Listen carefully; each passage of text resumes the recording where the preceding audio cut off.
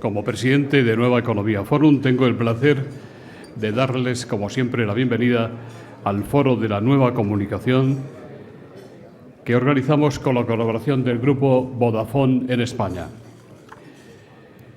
Hoy tenemos el honor, largamente esperado, de recibir como ponente de esta tribuna al director de El Mundo, don Casimiro García Abadillo, conferencia que coincide con el recientemente celebrado 25 aniversario del periódico. Le va a presentar un antiguo amigo de esta tribuna, el director de La Brújula de Onda Cero, don Carlos Alsina. La tribuna, querido Carlos, es tuya.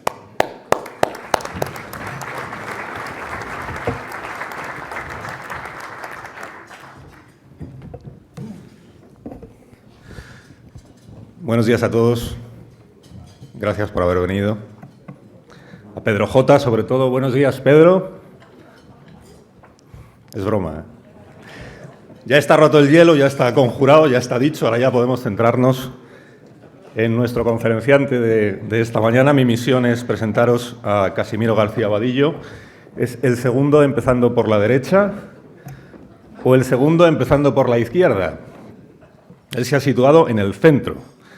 Casimiro García Abadillo es nacido en la localidad de La Solana, provincia de Ciudad Real, que es una localidad muy acogedora que yo tengo el gusto de conocer, donde se cultiva el azafrán, se celebra San Marcos y siempre gana el PSOE, por citar tres elementos que definen, digamos, la trayectoria vital de nuestro conferenciante de esta mañana. Su currículum no hace falta que os lo recuerde, de manera que os lo voy a recordar. Por orden de relevancia, lo más destacado en el currículum de Casimiro es su condición de colaborador del programa de radio La Brújula, de lunes a viernes, de 8 de la tarde a 12 de la noche, en Onda Cero. Es un buen programa de radio. Como oyente os lo digo. Buen programa de radio, incluso los días que no participa Casimiro. Luego ya es director del diario El Mundo. Antes de eso fue vicedirector del diario El Mundo. Anteriormente subdirector del diario El Mundo. Redactor jefe del diario El Mundo. Corresponsal económico del diario El Mundo. Y antes de eso hizo la primera comunión en el diario El Mundo. Y fue bautizado en el diario El Mundo. Fue bautizado con el nombre de Son Thornton, es decir, el hombre tranquilo, como John Wayne en la película. Dicen que nunca se ha visto a Casimiro García Abadillo perder los nervios, hasta este momento. Casimiro García Abadillo, a lo largo de, repasado el currículum, estaréis de acuerdo conmigo en que alguna relación con el diario El Mundo tiene Casimiro García Abadillo en estos últimos años. Obviamente no solo él, pero también él. En estos años de dedicación profesional ha hecho grandes amigos, algunos pues ya antiguos amigos como José María Sala, Carlos Navarro, los Albertos, Mariano Rubio, amigos más recientes como Íñigo de Errejón, Javier Trías, siempre Artur Mas. Hay un aspecto poco conocido de su trayectoria, que es su vinculación con el FBI. Puedo contarlo, ¿no? Bueno, cuando J. Edgar Hoover decidió morirse, año 1972, no era consciente de estar desencadenando dos acontecimientos históricos: la dimisión de Nixon y la vocación de Casimiro García Abadillo. Sabéis lo que ocurrió, ¿no? Se murió Hoover, Nixon puso de director temporal del FBI a un tal Gray, se enfadó muchísimo el que era el número 2 del FBI, Garganta Profunda, y a partir de ese momento decidió reunirse con un periodista en un garaje para contarle un montón de secretos oficiales. Así empezó el Watergate y así empezó la afición por el periodismo de este adolescente al que tenéis aquí. Y ya no paró hasta reunirse él mismo en una iglesia a las 7 de la mañana, él sentado en un banco, su garganta profunda en el banco de delante, no rezando, sino confesándose, confesándole datos de un famoso escándalo español. Así que no se extrañará que una de las dos películas favoritas de Casimiro, aunque él no lo sepa, es la de Woodbury Bernstein, Todos los hombres del presidente. Especialmente esa escena en la que en el garaje, ¿verdad?, garganta profunda, el ronco le dice a Woodward, follow the money, sigue el rastro del dinero. Y esa otra en la que Ben Bradley está broncando a sus reporteros y les está diciendo, me estáis contando 1000 cosas, pero aún no habéis dicho cuál es la historia. Id al grano, ¿cuál es la historia? Esta es una de las películas...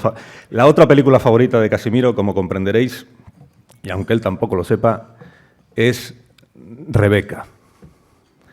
Rebeca, sabéis que es la historia de la anterior señora de Manderley, que aunque ya no está, sigue ahí, como una presencia de la que no es posible evadirse. Se llama de llaves la señora Danvers, que se esfuerza en mantener viva la llama del pasado. ¿Todos recordáis cómo empieza la película? Anoche soñé que volvía a Manderley, pero habéis olvidado cómo sigue esta frase que pronuncia Joan Fontaine, que es muy bonita y que dice: el camino iba serpenteando, retorcido, tortuoso, pero a medida que avanzaba me di cuenta del gran cambio que se había operado. El día a día de Casimiro discurre entre conversaciones con sus fuentes, conversaciones con sus periodistas. Llevo toda la semana hablando con algunos de ellos, intentando arrancarles alguna confidencia sobre el Casimiro que los demás no conocemos. Les he garantizado confidencialidad y ni aún así han sido capaces de contarme nada.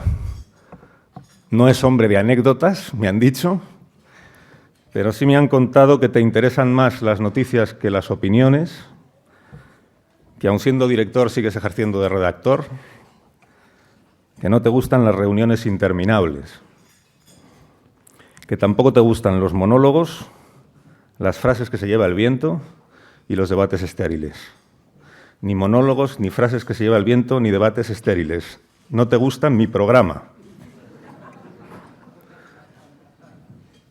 Por terminar, y como contertulio o tertuliano, que es la faceta en la que yo tengo más trabajado a Casimiro, os diría que es un tertuliano que se resiste a hablar de aquello que no conoce, que celebra poder hablar de temas no solo políticos y que procura argumentar muy razonadamente sus opiniones. Es un tipo raro como tertuliano. Por eso destaca entre los colaboradores. Bueno, es costumbre, me han dicho, yo vengo poco a estas cosas, como sabéis, me han dicho que es costumbre en estos desayunos que el presentador le pise media conferencia al ponente y anticipe sus propias opiniones sobre los temas que luego él va a desarrollar. ¿Es así, José Luis? Hoy haremos una excepción y hoy las únicas opiniones que nos van a interesar son las de Casimiro García Vadillo. Hacía muchísimo tiempo que no despertaba tantísima expectación en Madrid la conferencia de alguien que no lleva coleta. Y aunque me consta que Casimiro acota bien los tiempos, te sugiero que dejes mucho tiempo para las preguntas, porque hay una infinidad de temas por los que estas personas te quieren preguntar. Y a partir de este momento, Casimiro, la palabra, como la dirección del mundo, es solo tuya. Gracias.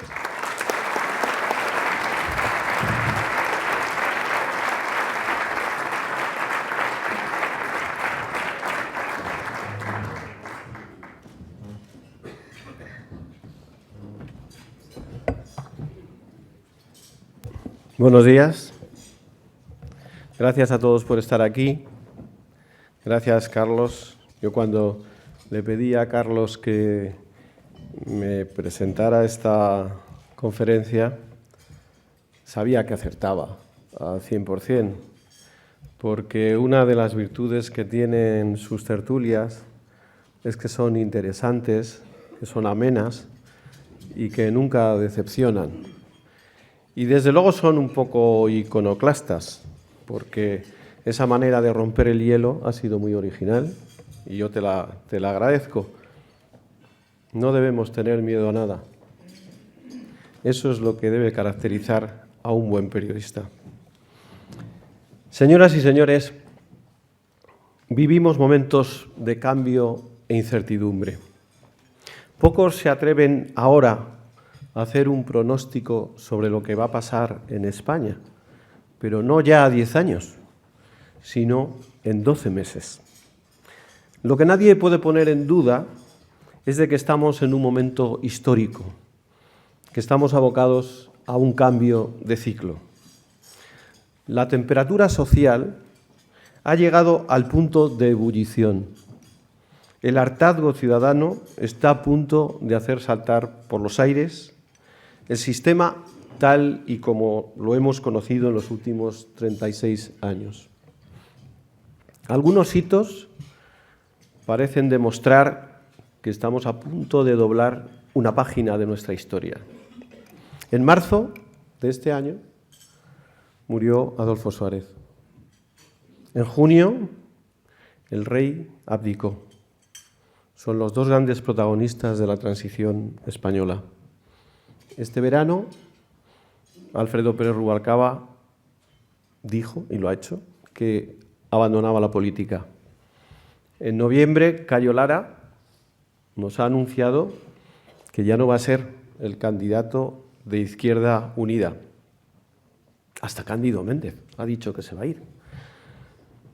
Han desaparecido personas tan relevantes del mundo económico como Emilio Botín o Isidoro Álvarez. Algunos de los grandes periódicos han cambiado de director e incluso hay ministros que dimiten por temas de corrupción. Si estuviera entre nosotros Federico Engels, diría que estamos ante un cúmulo de cambios cuantitativos que nos llevan inexorablemente a un cambio cualitativo. Y hay momentos, de verdad, en los que la manecilla de la historia cambia de época. Quien no quiera ver que atravesamos el umbral de una gran transformación, o es que no quiere ver la realidad, o es que quiere mantener el statu quo. Los que no se adapten al cambio serán arrollados por su empuje. Sin apenas habernos dado cuenta, y aquí todos tenemos que entonar un mea culpa, en menos de un año, un partido nuevo, con viejas ideas, ha hecho tambalear el sistema. La última encuesta publicada por El Mundo da a Podemos el liderazgo político con un 30% de estimación de voto, por encima del Partido Popular y del Partido Socialista, que juntos no suman ni el 50% del electorado. A esto hemos llegado después de 6 años de durísima crisis, en los que el paro llegó a situarse por encima del 26% y que ha condenado a muchos de nuestros jóvenes a la emigración o al subempleo, por no hablar de los desempleados de más de 50 años cuyas esperanzas de encontrar un trabajo son prácticamente nulas. Los ajustes necesarios para reducir el déficit se han repartido mal. Los ciudadanos tienen la sensación de que han pagado los de siempre. En el sector privado, muchas empresas han reducido costes, han reducido plantillas y al mismo tiempo sus altos ejecutivos han cobrado multimillonarias indemnizaciones escudándose en sus contratos blindados. El estado de bienestar, la educación, la sanidad se han deteriorado en estos años de penuria. Al mismo tiempo que esto ocurría, no han parado de salir casos de corrupción de todos los partidos políticos, del Partido Popular, Gürtel, del Partido Socialista, los ERES o la formación en Andalucía, de CiU, qué decir de esas cuentas de Jordi Pujol, etcétera, etcétera.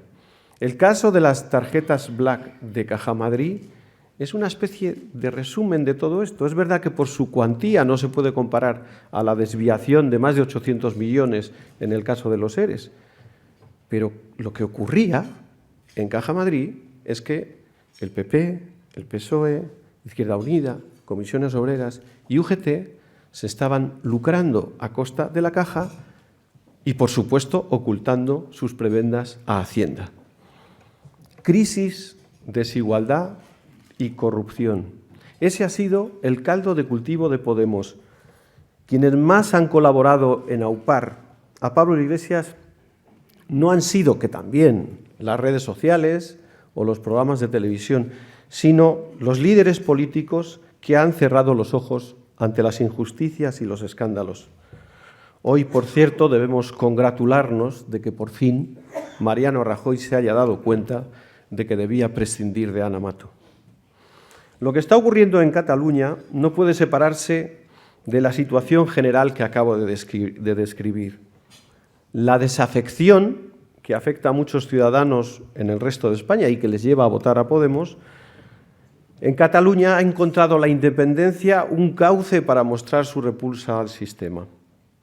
Los errores del Gobierno a la hora de analizar el auge del independentismo son difíciles de entender y solo pueden ser debidos o a un desconocimiento de la realidad o bien a que la supeditación del asunto de Cataluña se ha hecho en función de otros intereses políticos. No me voy a remontar a los gravísimos errores de la etapa de Zapatero y que están en el origen del punto al que hemos llegado en este dramático desencuentro. Me centraré solo en lo que ha ocurrido en los últimos meses. Rajoy ha basado su acción de gobierno en la recuperación económica y todavía confía en ella para invertir la relación de fuerzas en Cataluña. De ahí la teoría del soufflé. Se piensa que con crecimiento y creación de empleo el independentismo se desinflaría como un postre sacado del horno antes de tiempo. Pero Cataluña, señoras y señores, no es un soufflé. Cataluña es una olla a presión a la que hay que dar una respuesta política. El Gobierno no ha analizado bien lo que ocurrió el 9N. Es verdad que 2/3 de los ciudadanos de Cataluña no acudieron a participar en la mascarada de referéndum, pero si ahora hubiera elecciones, los independentistas volverían a tener una cómoda mayoría en el Parlamento. Por principio, los que no votaron, lo único que podemos decir de ellos es que no se creen las promesas de los independentistas. Pero los grandes cambios sociales y políticos siempre han sido protagonizados por una minoría muy movilizada. Y eso es lo que está ocurriendo en Cataluña. Si los partidos constitucionalistas no logran ilusionar a esos 2/3 que en las encuestas dicen sentirse tan españoles como catalanes, al final los independentistas se llevarán el gato al agua. La hoja de ruta anunciada por Mas el pasado martes y que prevé una declaración de independencia a finales de 2016 pone de relieve la urgencia en la búsqueda de una solución que vaya más allá de la aplicación de la ley, aunque evidentemente la ley hay que cumplirla. Les decía que no se puede separar lo que ocurre en Cataluña de lo que ocurre en el resto de España. Lo que muestran las encuestas, lo que demuestra la ascensión de Podemos, es que la arquitectura del sistema, la Constitución, tal y como se concibió en 1978, está agotada. No creo que haya que hacer una enmienda a la totalidad, pero sí remozar algunas vigas que se han quedado viejas y revocar una fachada que ya no atrae a los jóvenes. En esencia, la Carta Magna es un edificio sólido que ha dado cobijo a los 36 mejores años de nuestra historia. La reforma de la Constitución es, en mi opinión, un medio y una oportunidad. Y lo es, primero, para volver a ilusionar a los ciudadanos con un proyecto al que van a ser llamados a participar y que debe dar respuesta a la enorme demanda ciudadana de regeneración política. En segundo lugar, para recuperar el espíritu de la transición, es decir, el consenso. En tercer lugar, para ensayar un gran pacto nacional entre el PP y el Partido Socialista que pueda servir de base para afrontar un futuro inmediato caracterizado por la fragmentación política. Y en cuarto y último lugar, para buscar un encaje a Cataluña en una España que redefina su modelo territorial. En esa encuesta que les mencionaba antes, el 60% de los catalanes cree que la reforma de la Constitución es el mejor modo de resolver el desencuentro. No queda mucho tiempo, apenas un año para las elecciones generales en las que no va a haber una mayoría absoluta. Si los grandes partidos no dejan en un segundo plano el tacticismo, no dejan de pensar en sí mismos, no piensan más en el país, en los ciudadanos, no son más generosos, estaremos en el riesgo real de que pueda proclamarse una tercera república, con todo lo que ello lleva consigo. Si Podemos se sale con la suya y logra, digamos, 50, 60 escaños en las próximas elecciones generales, todo lo conseguido en el terreno económico saltará por los aires. Podemos es ya, ahora, junto con Cataluña, un elemento de riesgo analizado por los inversores extranjeros.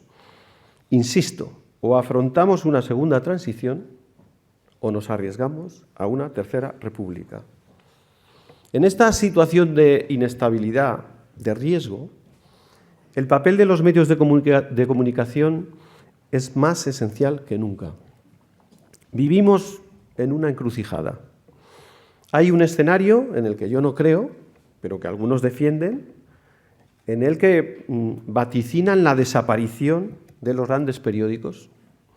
Esa hipótesis encierra el peligro de que los grupos editoriales, los grandes grupos editoriales, como los conocemos ahora, sean sustituidos por cientos, por miles de webs, unas controladas por partidos, otras por grandes corporaciones, por el gobierno, por los bancos, etc.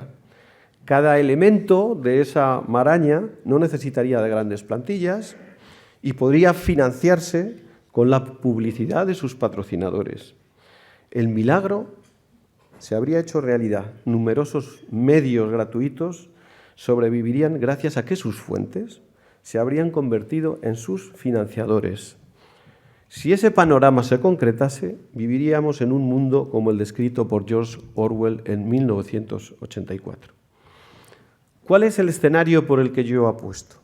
Evidentemente, vivimos en un mundo en el que la información se distribuye y se distribuirá cada vez en mayor medida a través de soportes digitales. Somos conscientes y por ello nuestra apuesta ha sido muy clara. El Mundo.es es el medio digital líder en castellano. A pesar del estancamiento de la difusión en papel, la suma de lectores del Mundo, de Orbit y el Mundo.es sigue creciendo y nos coloca en cabeza por difusión e influencia. Mi opinión es que en el futuro habrá una convivencia de soportes. El papel convivirá con los ordenadores, con las tabletas y con los móviles, y cada uno de ellos tendrá una función. Las nuevas tecnologías no nos liberan a los periodistas de nuestras responsabilidades.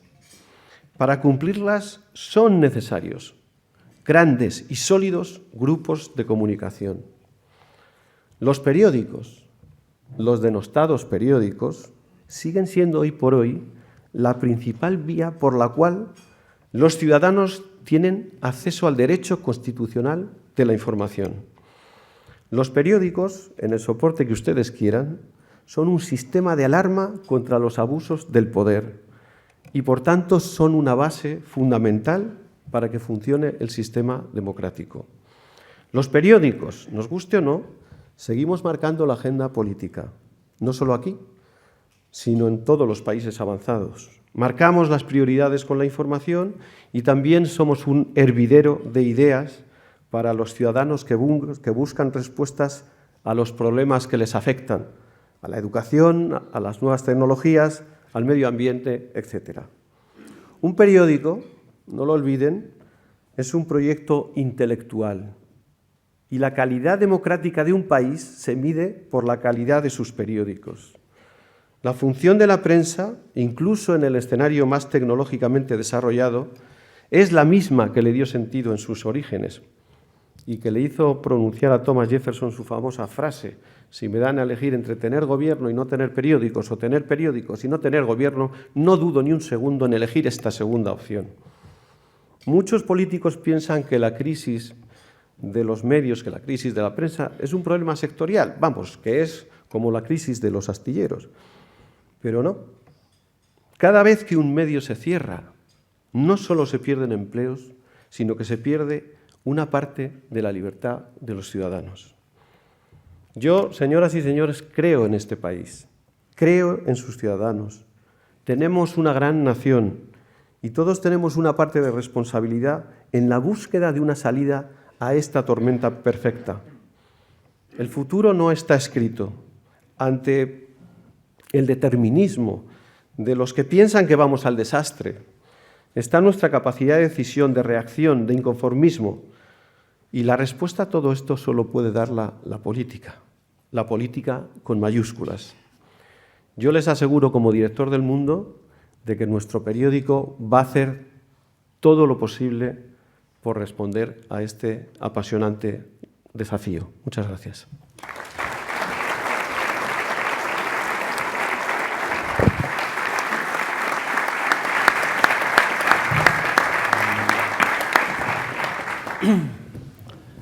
Muchas gracias. Muchas gracias, Carlos. Muchas gracias, Casimiro. Empezamos por las preguntas. Le voy a leer una al hilo de la actualidad y luego seguimos con otros temas de los que usted ha hecho referencia. Jacinto Romero le pregunta qué opina de que Ana Mato haya dimitido, pero que se mantenga como diputada en el Congreso, lo que le permitirá afrontar el proceso judicial con la ventaja de ser aforada por encima de los derechos de los demás mortales. Me parece que Ana Mato debería dimitir como diputada y me parece que los aforamientos deberían reducirse sustancialmente. Santiago Fuertes le pregunta qué pasos están dando ustedes hacia un nuevo modelo de negocio. Parecen estar ustedes decididos a seguir en solitario. ¿Descarta cualquier fusión una vez que ha resultado fallido el intento con Vocento? No, no descarto ninguna operación. En estos momentos todas las opciones están abiertas. Lo que yo siempre he dicho es que los propietarios, a mí me da igual que los propietarios del Mundo, de Unidad Editorial, vivan en Milán, vivan en Madrid o vivan en Nueva York. Lo que me importa es que esos propietarios respeten la independencia del periódico. Y mientras respeten la independencia del periódico, mientras respeten nuestra línea editorial, yo estoy abierto a cualquier tipo. No soy yo quien lo tiene que decidir, pero luego no me opondría a una operación de fusión, siempre y cuando, como condición esencial, los propietarios de ese nuevo grupo respetaran la independencia editorial del periódico. Luis Reggio dice: El Mundo es el periódico con mejor comportamiento de enero a octubre de este año. ¿A qué se debe? ¿De qué depende de que continúen o no ustedes en esta tendencia? Bueno, la respuesta es sencilla de decir y complicada de hacer. La clave está en hacer un buen periódico. Un periódico que interese a la gente, un periódico que toque los problemas que afectan a la gente, un periódico que tenga la capacidad de sorprender todos los días y que no decepcione cuando alguien lo compre. También le pregunta si está satisfecho usted con los resultados y la posición que tiene el periódico en el mercado en este momento. No, satisfecho nunca. Nosotros tenemos que llegar a ser líderes absolutos en España.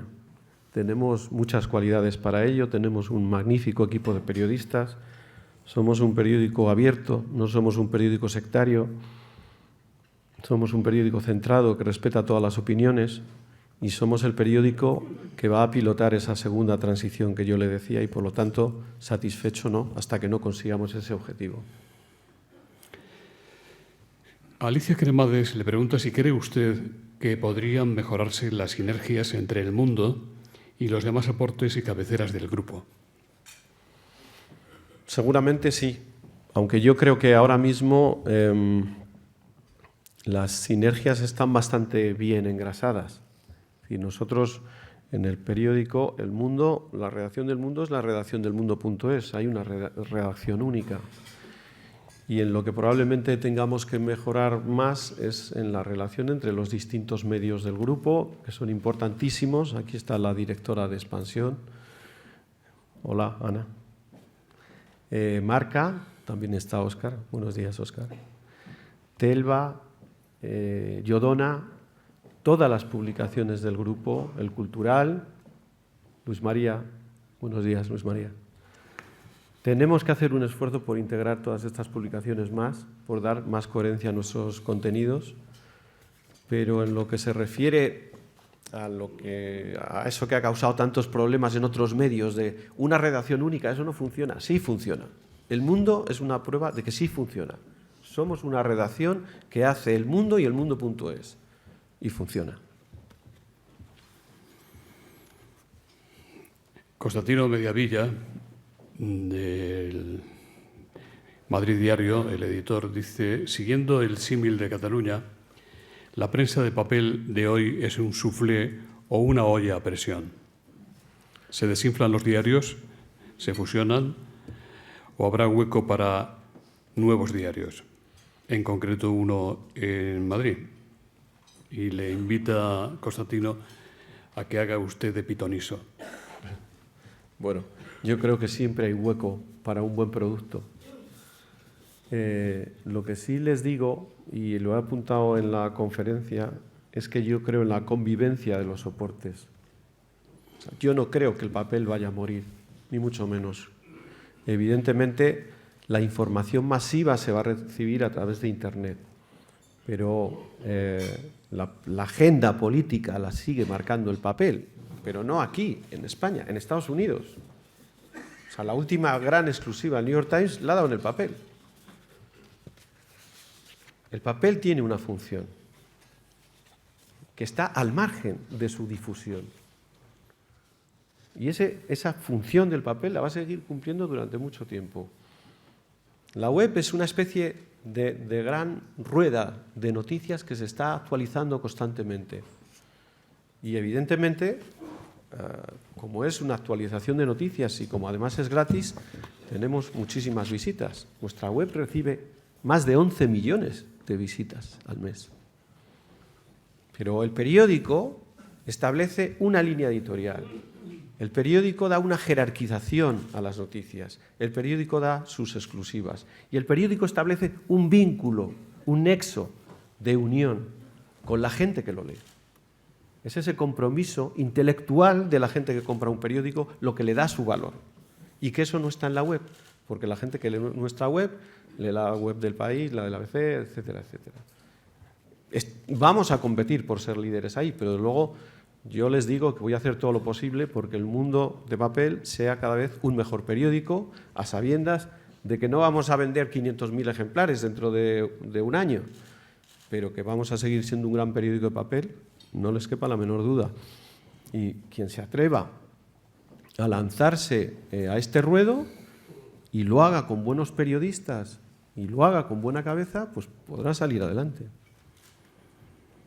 Enrique Boto dice: los lectores de El Mundo tienen un mayoritario perfil liberal.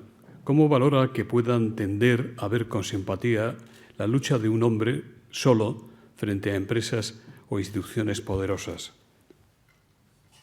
La lucha de un hombre solo. Bueno, pues hay que poner nombres a las cosas, ¿no? No sé si se está refiriendo a Pedro J. Ramírez, pero si es así, sí. Bueno, pues yo lo que les digo sobre Pedro J. Ramírez es que... Si quiere, no vayamos a equivocarnos. Para consumir ese turno, tenía aquí otras preguntas. Vale, Sagrario Castro dice: ¿qué es lo que falló en su relación con Pedro J.? Amparo Valencia cree que Pedro J. le provocó a usted con comentarios críticos para forzar la ruptura y tener pretextos para poner en marcha su proyecto de periódico online, El Universal, en abierta competencia con la edición del Mundo en Internet. Y Lázaro Jambrina le pregunta: ¿qué hará usted si el juez falla a favor de Pedro J. en su solicitud de medidas cautelares y ustedes se ven obligados a publicar los artículos del exdirector? Bueno, en primer lugar, quiero decir que como este asunto está sub iudice, yo no puedo decir muchas cosas que me gustaría decir. pero sí quiero decir 4 cosas. Una, tengo mucho aprecio personal por Pedro J. Ramírez. 2, es un gran periodista.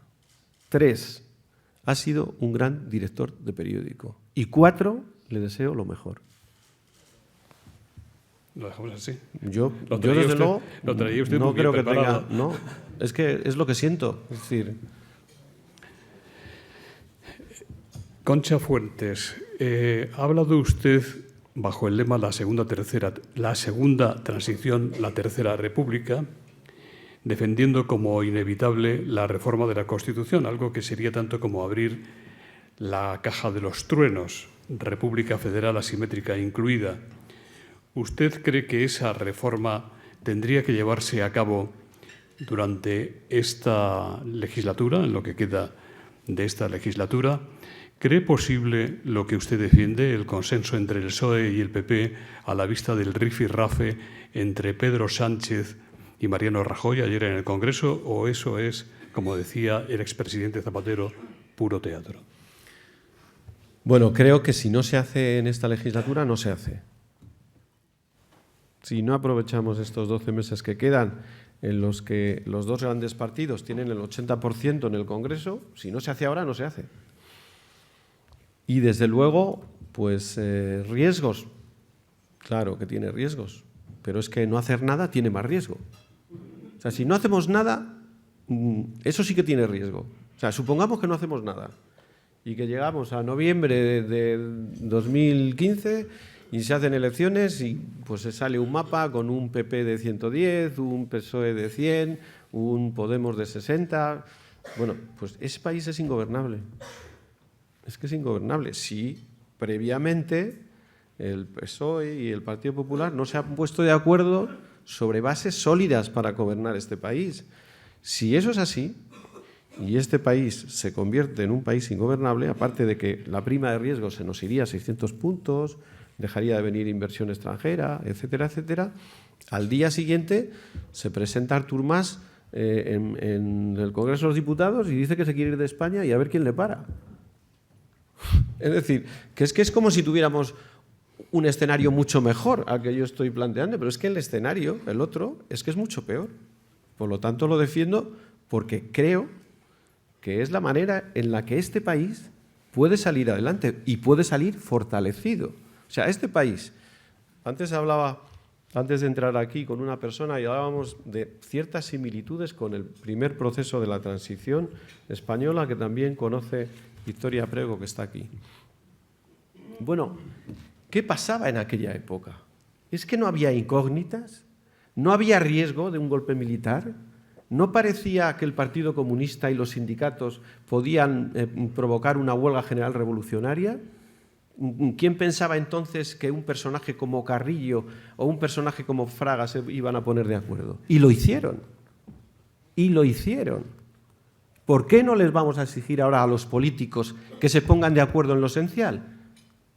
Los ciudadanos tenemos derecho a exigirles que por su responsabilidad se pongan de acuerdo en lo esencial, porque nos jugamos el futuro de España, no unos diputados en el Congreso, el futuro de España. Hay que exigirles responsabilidad, generosidad, porque, como decía, la respuesta está en la política. Y hay que hacer un esfuerzo de dignificación de la política. Los políticos, Esperanza, sois los que nos tenéis que sacar de esto. ¿Quiere contestarle, doña Esperanza?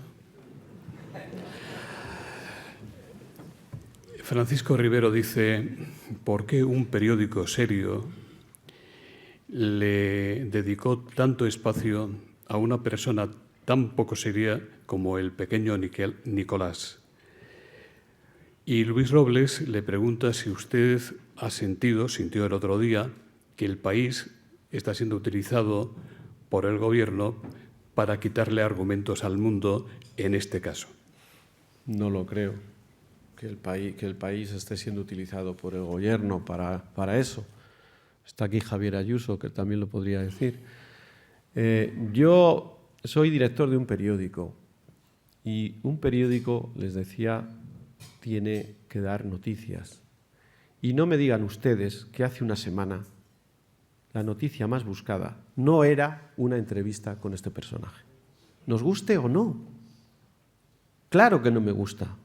Claro que por eso hicimos un editorial en El Mundo diciendo que era un farsante. Pero, señoras y señores, este señor batió récords de audiencia en Telecinco con su entrevista. Eso quiere decir que era interesante para el público. ¿Cómo voy a cerrar los ojos como director de periódico a algo que es tan interesante para el público? ¿Qué director de periódico sería yo si por unos intereses, que no se sabe muy bien cuáles son, les niego a mis lectores la oportunidad de conocer a este charlatán? Me preocuparía si yo en el editorial hubiera dicho que lo que dice este señor pone en solfa a los servicios secretos o a la vicepresidenta del gobierno, etcétera. Si lo que dijimos es que era un farsante, ojo, con apoyos. No es simplemente un farsante, es un farsante que tiene ciertos apoyos, que ha llegado donde está porque tiene ciertos apoyos. Y por lo tanto, el deber como periódico era dar esa información. Volvemos a la reforma constitucional, un tema bien importante. Manuel Pacho le pregunta qué puntos de la Constitución habría que cambiar. Y yo le pregunto si dentro de los grandes temas que usted sugería estaría la reforma de la ley electoral, del sistema electoral español. Podría ser, desde luego que sí. Yo no tengo la receta y creo que sería malo decirlo. Creo que sí que hay que marcar líneas rojas. Las líneas rojas las tengo muy claras. La defensa de la unidad de España, el modelo de Estado, que es una monarquía constitucional, esas grandes líneas, la independencia de los poderes del Estado, esas líneas rojas no se pueden traspasar. Dentro de esas líneas rojas, pues desde incluir medidas de regeneración democrática, desde, por supuesto, la prelación de la mujer en la sucesión en la corona, que habría que sustituirla, desde establecer un nuevo sistema electoral, probablemente un nuevo modelo territorial, pero eso está abierto. Nosotros en el periódico vamos a organizar, aquí está María Peral también, hola María, vamos a organizar un debate muy interesantísimo entre constitucionalistas muy reputados para hablar de este tema. Este es un tema que está abierto.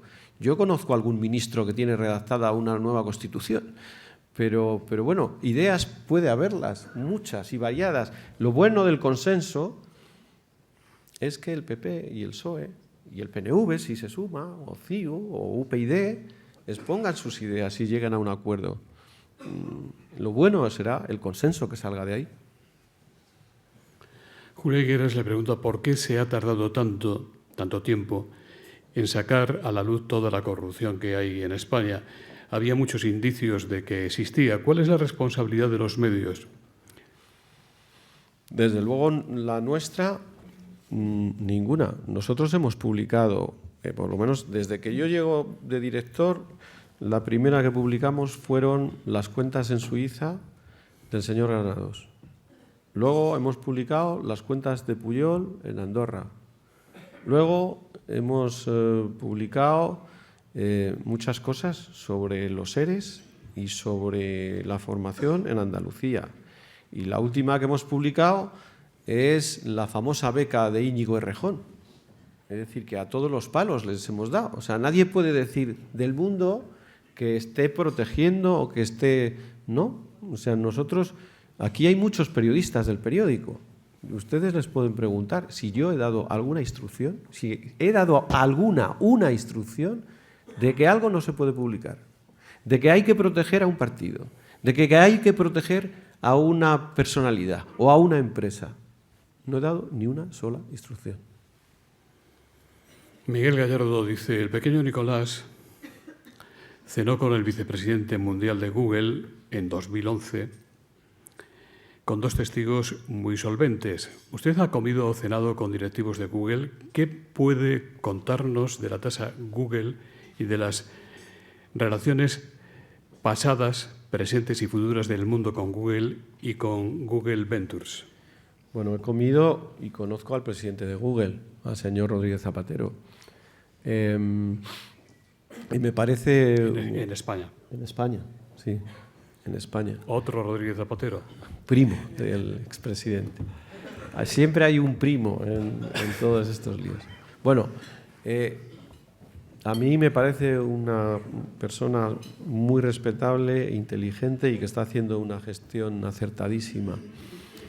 El problema de los navegadores, a los que yo admiro por su capacidad tecnológica y que nos ayudan al mundo.es y a otras webs a tener una difusión enorme, es el siguiente. Ellos tienen unos enormes beneficios. Tienen pocas plantillas y pagan pocos impuestos. Y los que tenemos contenidos, tenemos grandes plantillas, pagamos muchos impuestos y tenemos pérdidas. Esto se tiene que equilibrar, porque los que producimos la materia prima somos los que salimos perdiendo en este juego. Algo se tiene que hacer, porque si no, no habrá contenidos de calidad. O sea, la sociedad también tiene que pensar, ¿cómo es posible que unos señores que lo que hacen es colocar productos en el mercado sean los que se lleven el gato al agua de los beneficios de todo eso, sin empleados y sin pagar impuestos? Y los que producimos esos contenidos que la gente demanda, tenemos empleados, pagamos impuestos y tenemos pérdidas. Algo no funciona. Juan de la Torre le pregunta si cree que Rajoy debería hacer primarias. Sí. En la línea de doña Esperanza Aguirre. Sí. Esperanza, no te vayas ahora. Si eras la protagonista en estos momentos. Bueno, si es así, perdonada. Emma Elisa García dice, ¿qué diferencia hay entre Estado federalista y Estado autonómico? Muy poca. Yo creo que muy poca. De hecho, el Estado autonómico que tenemos es prácticamente un Estado federal asimétrico, porque tenemos al País Vasco y a Navarra que tienen normas distintas. Un Estado federal puro llevaría a que el País Vasco y Navarra tuvieran las mismas características fiscales y de otro tipo que el resto. Sergio Santos, de la Universidad de Nebrija, dice, como estudiante de periodismo, me gustaría saber qué características deberíamos tener para ser contratados por el mundo en un futuro. ¿Cómo definiría usted a un buen periodista? Pues un buen periodista es la persona que sabe encontrar una noticia donde otros no ven nada. Ese es un buen periodista. Muchas gracias. José Romero, director de comunicación de Vodafone, que hace posible este foro de la nueva comunicación, va a despedir el acto. Bueno, pues muchas gracias. Ha sido muy interesante, poco más interesante que lo que habéis dicho tanto Carlos como Casimiro puedo añadir, pero sí que es muy interesante el papel de los medios de comunicación tradicionales, entendido por medio de comunicación tradicional el mundo. Yo creo que se habla mucho del fin de los medios, lo ha comentado Casimiro, de los medios tradicionales. Y lo que hay que preguntarse, yo creo que los medios tradicionales no dejan de ser como cualquier otro producto en el mercado. ¿Es relevante ese producto para los consumidores? ¿Es relevante para la sociedad? Sin duda. Nosotros, los que nos dedicamos a la comunicación, sabemos que la información más relevante, cuando más éxito tiene, es si es publicada por la mañana en uno de los periódicos principales, al final alimenta los programas de radio como los de Carlos y después vive, crece y se multiplica en las redes sociales. Pero no sustituye, las redes sociales no pueden sustituir a estos medios tradicionales. Los medios tradicionales al final consisten en muchas cosas, no es una cosa que solamente sean productores de información, sino que tiene que tener buenos periodistas y contrastar la información. Yo creo que ese producto es demandado por la sociedad. Hay que buscar un modelo de negocio viable, no es fácil, nos pasa a todos en el entorno en el que estamos actualmente, pero yo estoy seguro que tienen un futuro muy prometedor. Muchas gracias.